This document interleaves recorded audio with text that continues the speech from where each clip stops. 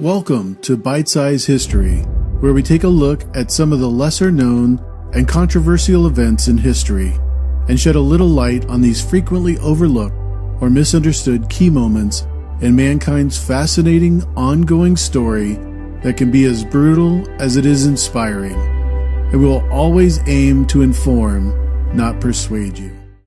When we asked what historical figures you guys wanted to hear about, the first to come up was Hannibal, the warrior general from Carthage. Yes, so that means blood oaths, Romans, and last but not least, war elephants. How do all three of these tie together? Well, blood oath, sworn against Rome.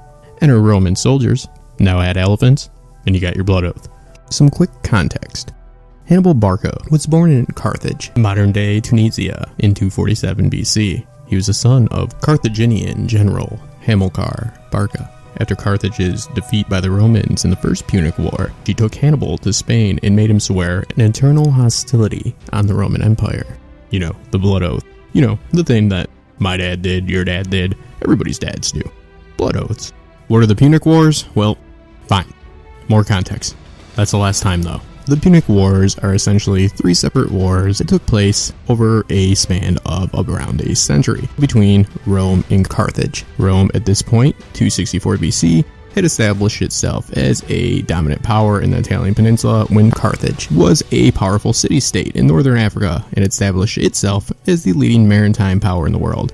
The first war broke out when Rome butted its nose into a trading dispute on the Carthaginian-controlled island of Sicily. Unfortunately for the Carthaginians, they lost the First Punic War in control of not only Sicily but Corsica as well. Hannibal's father, the Carthaginian general, would end up installing a lifetime of hostility against the Roman Empire in his son Hannibal. Carthage was a mercantile society. They were often at odds with the Barcas, who were the family known for their military prowess. They had been the most competent generals. Even Hannibal's dad never lost a battle in the First Punic War. It was actually the heavily merchant-controlled government of Carthage at the time that surrendered to the Romans. This infuriated Hannibal's father. It also severely strengthened Rome and weakened Carthage, because as with Rome, it often went, give them an inch, they'll take the whole continent. After the loss of Sicily and Corsica, Hannibal's dad set out to Spain. Through force, Hannibal's father carved out a significant amount of land and became known as New Carthage. Of course, Rome, not known for sharing, didn't like this. Hamilcar and Hannibal both knew all too well Rome would eventually come. This became Hannibal's primary military education in preparing for this. The Barcas, being unconventional fighters, looked outwards, and now is where we finally get to talk about the war elephants. Hannibal and his father went off in search of elephants. Didn't get much more unconventional at the time than elephants. The type of elephant they used is highly disputed. A particular Indian elephant that is now extinct that was also believed to be used by Alexander the Great. They were said to be easier to control. We'll get into controlling the actual elephants here in a minute. They also welled their ranks with about 60,000 mercenaries.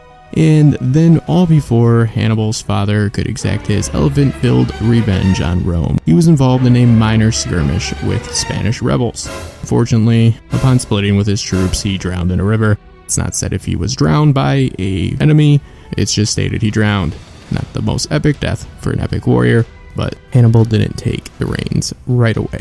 There was a 7-year period where Hannibal continued to polish his skills as a commander and warrior, and the reins were taken by his brother-in-law immediately after the death of his father, known as Hezbriel the Fair, or Hezbriel the Handsome. Right around the time that Hannibal fully took control of the military, Hezbriel was killed. Just like many infamous leaders throughout time, their family trees tend to have a few missing branches by the time of their ascension. As those years had passed, Hannibal is said to perfect all the skills necessary of a warrior and commander, and became the leader of a powerful army that controlled, at this point, a large majority of the Iberia Peninsula. Hannibal and his growing army constantly expanding more and more north, eventually becoming dangerously close and even crossing still disputed border between Carthaginian control and Roman control in Iberia, known as the Ebro River. Marching straight into Saguntum, a Iberian city under Roman protection, effectively, Hannibal,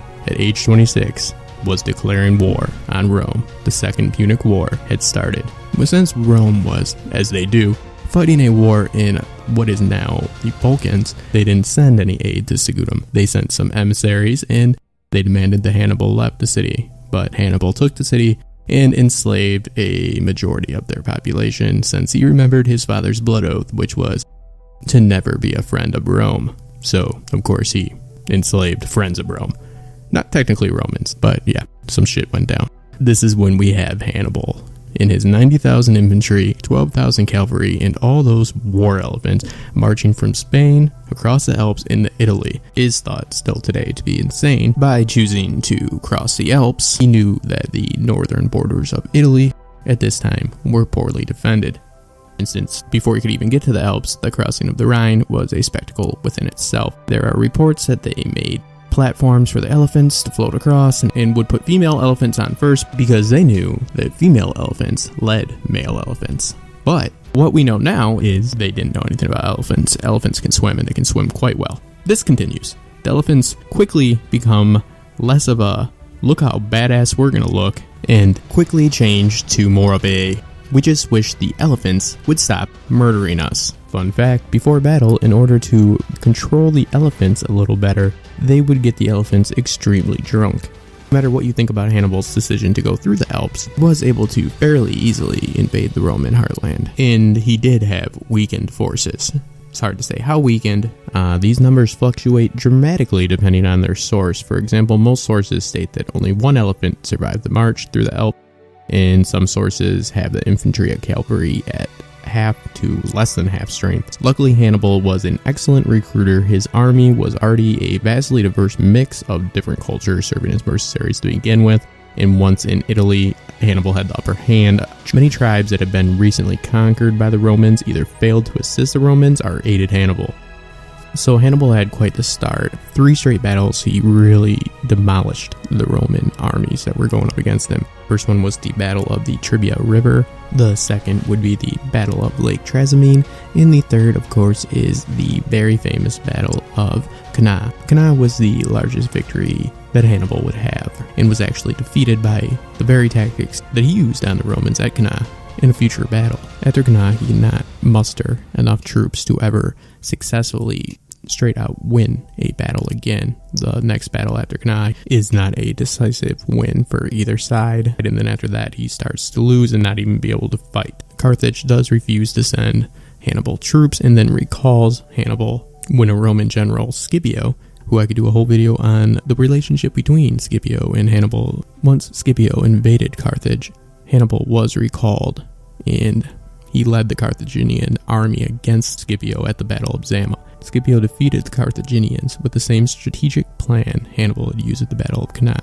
Scipio then demanded Hannibal's surrender. Hannibal had been, for a while, consistently defeating the Roman army, but never taking the city itself. Hannibal did poison himself and end his life to avoid, even after all these years, falling back into Rome's hands. That was a simplified look at Hannibal's achievements and leading up to and during the Second Punic War. Many have wondered what it would be like if Carthage didn't lose the Punic Wars and Carthage rose instead of Rome. Everything from Christianity not being the dominant religion in the West to a very different or non-existent American government. I don't know how much of that I believe, but it's definitely an interesting issue. I'd like to thank you guys for listening, and again, this was suggested in the comments. We have Shaka Zulu coming up next. You guys keep requesting them, and we'll keep doing them. I'm Justin Thomas. Thank you for finding time for some history today. Make sure to like and subscribe.